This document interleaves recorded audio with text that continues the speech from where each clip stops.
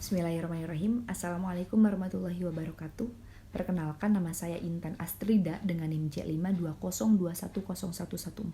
Di sini saya akan mempresentasikan mengenai produk proyek warga negara.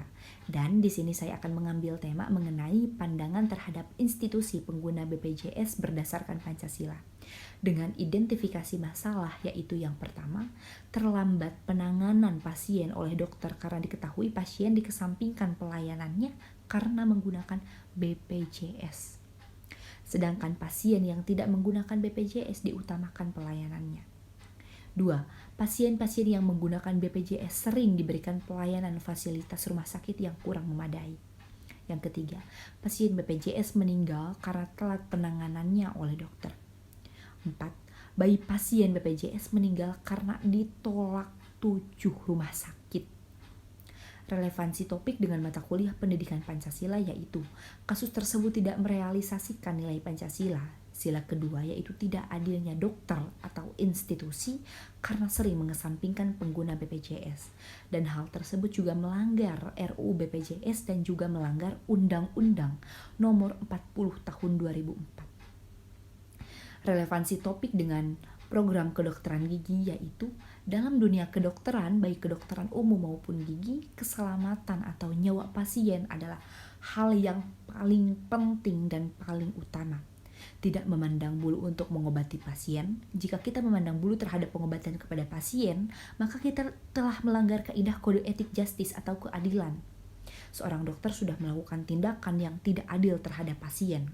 Hal tersebut tidak mencerminkan keprofesionalan seorang dokter. Muatan nilai-nilai Pancasila pada produk yaitu pada sila pertama, jika kita menolong pasien dengan ikhlas, tidak memandang bulu, maka insya Allah kita akan mendapatkan pahala dari Tuhan Yang Maha Esa.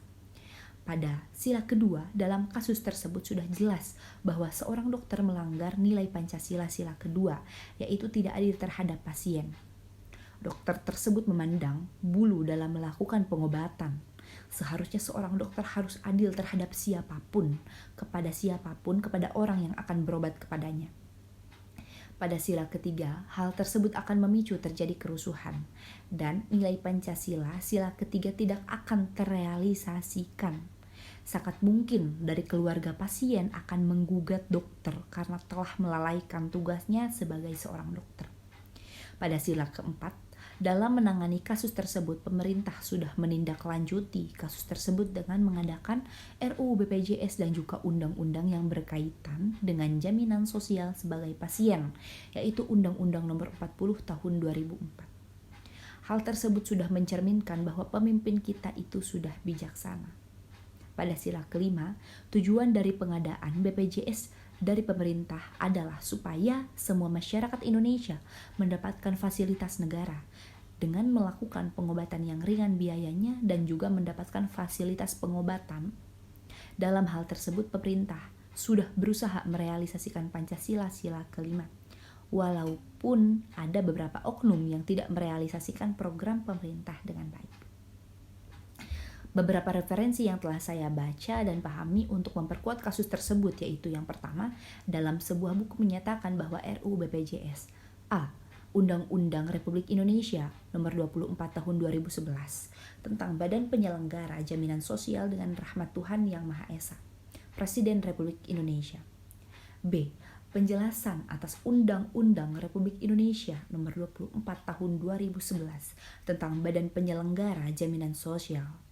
Yang kedua, dari artikel jurnal oleh Widiasih E. Mubin MF dan Hidayati E. tahun 2014, persepsi masyarakat terhadap pelayanan BPJS di RSI Kendal in Proceeding Seminar Nasional dan Internasional, volume 2 nomor 1 menyatakan bahwa setiap warga negara Indonesia dan warga negara asing yang sudah berdiam di Indonesia selama minimal 6 bulan wajib menjadi anggota BPJS.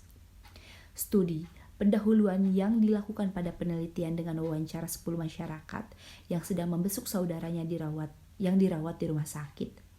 6 orang mengatakan bahwa ruangan pasien Jamkesmas tidak nyaman, penuh pasien dan tidak adanya tempat untuk menunggu pasien.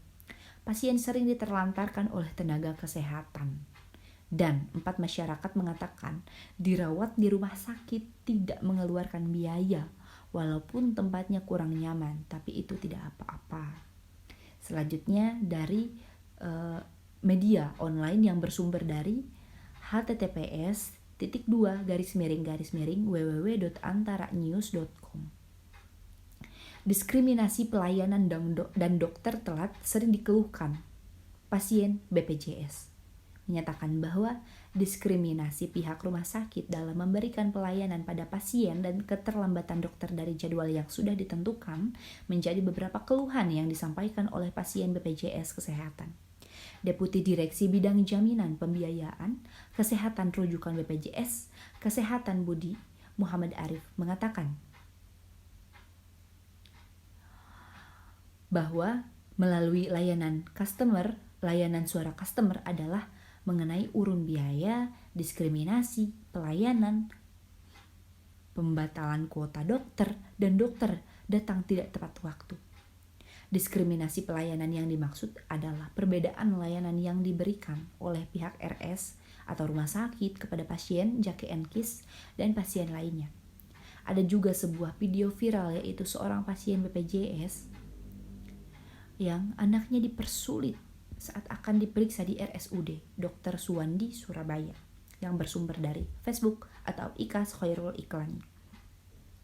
Dan yang paling memperkuat kasus ini adalah peraturan perundang-undangan yang mengatakan bahwa Undang-Undang Nomor 40 Tahun 2004 yaitu menimbang bahwa setiap orang berhak atas jaminan sosial untuk dapat memenuhi kebutuhan dasar hidup yang layak dan meningkatkan martabatnya menuju terwujudnya masyarakat Indonesia yang sejahtera, adil, dan makmur. B. Bahwa untuk memberikan jaminan sosial yang menyeluruh, negara mengembangkan sistem jaminan sosial nasional bagi seluruh rakyat Indonesia. Bahwa berdasarkan pertimbangan sebagaimana dimaksud dalam huruf A dan huruf B, perlu membentuk undang-undang tentang sistem jaminan sosial nasional. Aspek hasil, Undang-Undang Nomor 24 Tahun 2011 menimbang bahwa bahwa sistem jaminan sosial nasional merupakan program negara yang bertujuan memberikan kepastian perlindungan dan kesejahteraan sosial bagi seluruh rakyat.